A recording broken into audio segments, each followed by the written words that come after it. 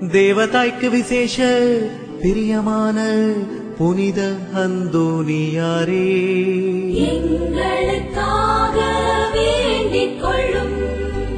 பக்திஸ்மாலக சபையின் நவரத்தினமான புனித அந்தோனியாரே, எங்களுக்காக வேண்டிக் கொள்ளும். பக்திஸ்மாலக பிரான்சிஸ்குவை உத்தம விதமாய் கண்டு பாவித்தவரான புனித அந்தோனியாரே, எங்களுக்காக வேண்டிக் கொள்ளும். ஆத்துமாக்களை ரட்சிக்க வேண்டுமென்னும் ஆவலினால் அப்போஸ்தலரான புனித அந்தோனியாரே, எங்களுக்காக வேண்டிக் கொள்ளும்.